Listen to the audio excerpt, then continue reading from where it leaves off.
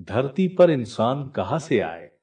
दोस्तों, बचपन से लेके अभी तक हमारे जीवन के कई सवालों के जवाब हमें नहीं मिलते।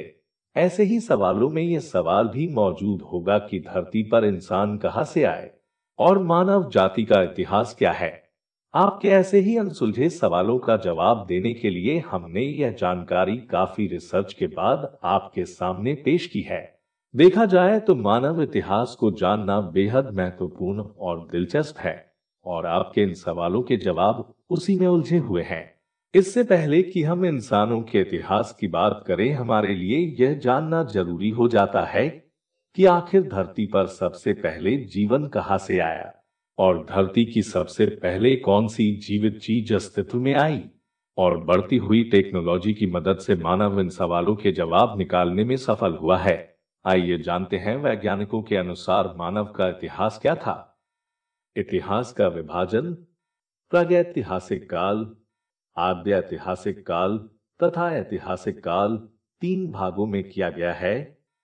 प्रागैतिहासिक काल वह काल जिसकी जानकारी के लिए लिखित साधन का अभाव है तथा जिसमें मानव सभ्य जीवन जी रहा था, उसे प्रागैतिहासिक काल कहा जाता है। इस काल का कोई लिखित विवरण नहीं है। इस काल के विषय की जानकारी पत्थर के उपकरणों तथा मिट्टी के बर्तनों व खिलौनों से प्राप्त होती है। मानव सभ्यता के विकास में पत्थरों का बहुत महत्व रहा है। पत्थरों से ही मनुष्य ने भोजन संग्रहित किया, पत्थरों से ही आवास बनाया, पत्थरों से ही कला सीखी। प्राचीनतम कलाकृतियां पत्थरों से उत्कीर्ण होती थी। पत्थरों से ही मानव ने आग की खोज की।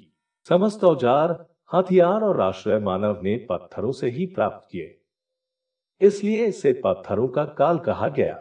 दोस्तों, पत्थर के उपकरणों की बनावट तथा जलवायु में होने वाले परिवर्तन के आधार पर पाषाण युग को तीन भागों में विभाजित किया जा सकता है।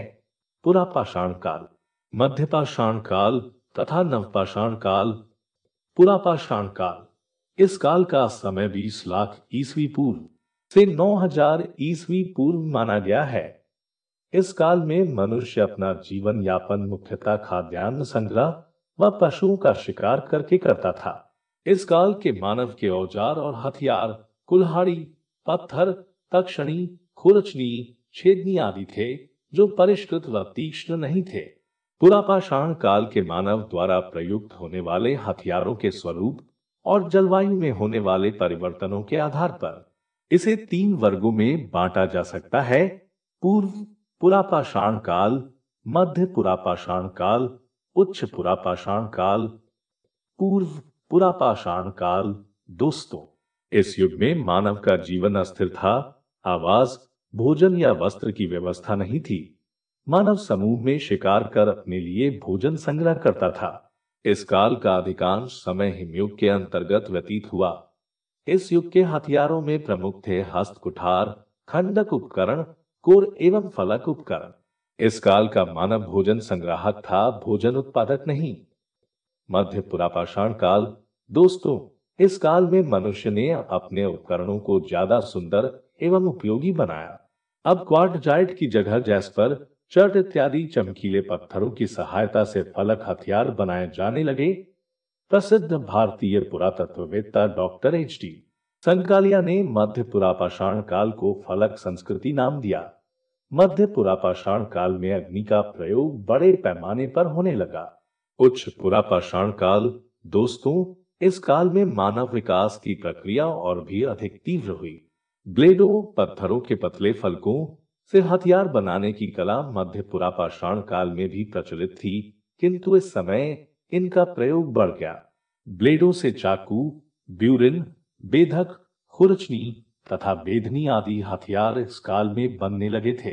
इस काल में पत्थरों के अतिरिक्त हड्डी एवं हाथी दांत के उपकरण भी बनने लगे थे। इस काल में भी मनुष्य की जीविका का मुख्य साधन शिकार ही था, परंतु सामुदायिक जीवन का विकास इस समय ज्यादा सुदृढ़ हुआ। कला एवं धर्म के प्रति भी लोगों की अभिरुचि बढ़ी। इस काल में नक्काशी और चित्रकारी दोनों रूपों में कला व्यापक रूप से देखने को मिलती है। मध्यपाषाण काल। दोस्तों, इस काल का समय 9000 ईस्वी पूर्व से 4000 ईस्वी पूर्व माना गया है। इस काल की सर्वाधिक महत्वपूर्ण विशेषता थी मनुष्य का पशुपालक बनना। इस काल में प्रयुक्त होने वाले उपकरण आकार में बहुत छोटे होते थे। इनको लघु पाषाण उपकरण माइक्रोलिथ कहा जाता था। पाषाण उपकरणों के निर्माण के लिए क्वार्टजाइट के स्थान पर जैस्पर, एजेट, चर्ट आदि जैसे कच्चे पदार्थ का प्रयोग इस काल में होने लगा। इस समय के हथियारों में प्रमुख थे एकधार फलक, बेधनी, अर्धचंद्राकार तथा समलंब। नवपाषाण काल।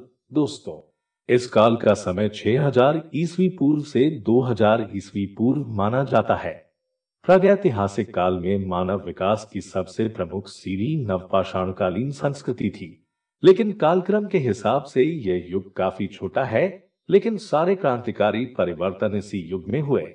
नवपाषाण काल में मनुष्य भोजन संग्राहक से भोजन उत्पादक बन गया था।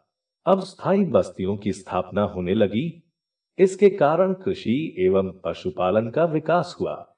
मिट्टी के बर्तन और अन्य उपयोगी सामान तैयार किए गए। शिल्प एवं व्यवसाय की प्रगति हुई। इस काल में मानव ने सबसे पहली बार कृषि कार्य सीखा। कृषि ने अनाज के संग्रह, भोजन की पद्धति हेतु मृदभांडों का निर्माण प्रारंभ किया। नवपाषाण काल में कृषि कार्य का पहला प्रमाण मेहरगढ़ से प्राप्त होता है। लेकिन इस समय तक धातु के हथियार नहीं बनते थे। पत्थर के ही हथियार पहले की अपेक्षा अधिक उपयोगी और सुडौल बनाए गए। ये हथियार अधिक पैने थे। इनमें हत्था लगाने की भी व्यवस्था थी। नवपाषाण युग के पत्थर के हथियारों में सबसे महत्वपूर्ण हथेदार कुल्हाड़ी है, जिसका प्रयोग कृषि एवं बढ़ईगिरी दोनों में किया जाता था। इस काल में हुए आर्थिक परिवर्तनों ने सामाजिक एवं सांस्कृतिक जीवन को भी प्रभावित किया। जनसंख्या में वृद्धि हुई और बड़ी संख्या में बस्तियां बसाई गई। श्रम विभाजन, स्त्री पुरुष में विभेद इस समय प्रकट होने लगे। इस काल में अनेक दक्षता प्राप्त व्यवसायी वर्ग, कुम्हार, बढ़ई, कृषक आदि अलग वर्ग के रूप में तैयार होने लगे। इस काल में व्यक्तिगत संपत्ति की भावना के विकास ने सामाजिक एवं आर्थिक असमानता को जन्म दिया। नवपाषाण काल के प्रमुख आविष्कार की बात करें तो कृषि का आविष्कार, पहिए का आविष्कार तथा आग का उपयोग इसी काल